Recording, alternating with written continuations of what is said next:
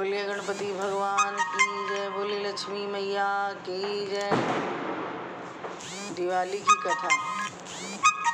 बहुत धूमधाम से दिवाली मनाई जाती है। लक्ष्मी गणेश की पूजा होती है और रामचंद्र जी वनवास से घर वापस आए थे, इसलिए भी दिवाली मनाई जाती है।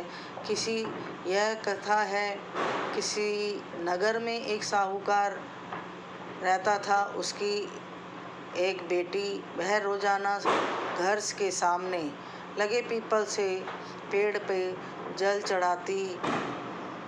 उस पीपल में लक्ष्मी का वास था। एक दिन उसी पीपल के पेड़ से लक्ष्मी प्रकट हो गई और साहूकार की बेटी से बोली, मैं तुमसे बहुत प्रसन्न हूँ, इसलिए मुझे तुझे सहेली बनाना चाहती हूँ। साहूकार की बेटी बोली, क्षमा कीजिए, मैं अपने माता पिता से पूछकर बताऊंगी। उसने घर आकर अपने माता पिता से पूछा, सारी बात कही। उनकी आज्ञा से लक्ष्मी जी का प्रस्ताव स्वीकार कर लिया और इस तरह से दोनों सहेलियां बन गईं। लक्ष्मी जी उनसे बहुत प्रेम करती थीं। एक दिन लक्ष्मी जी ने उसे भोजन के लिए बुलाया। जब साहूकार की बेटी ने भोजन करने के लिए पहुंची तो लक्ष्मी जी ने उसे सोने चांदी के बर्तनों में खाना खिलाया, सोने की चौकी पर बिठाया और उसे बहुत कीमती रेशमी कपड़े ओढ़ने पहनने के लिए दिए। इसके बाद लक्ष्मी जी ने कहा कि कुछ दिन बाद मैं तुम्हारे यहाँ आऊँगी। साहूकार की बेटी ने हाँ कर दी और घर चली आई। उससे जब सारी बातें माता पिता को बताई तो वह बहुत खुश हुए, लेकिन बेटी कुछ सोचकर उदास होकर बैठ गई।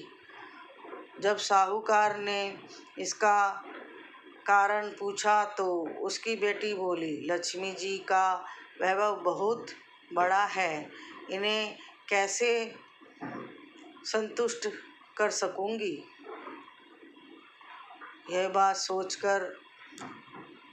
सुनकर भी पिता ने कहा कि घर की जमीन को अच्छी तरह लीपना और अपनी पूरी श्रद्धा से रूखा सूखा जैसा भी भोजन करें, उन्हें बहुत प्रेम से लक्ष्मी जी को खिला देना।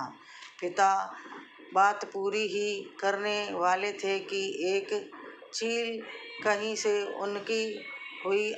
उड़ती हुई आई और बालकनी पे नौलखा हार साहूकार के आंगन में गिराकर चली गई।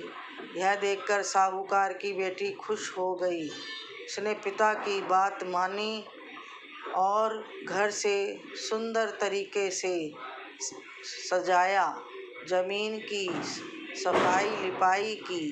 चील ने तो जब हार उनके घर से गिराया था, उसे बेचकर लक्ष्मी जी के लिए अच्छे भोजन का इंतजाम किया। उन्होंने सोने की चौकी और रेशमी दुशाला खरीदा। तब लक्ष्मी जी घर आईं।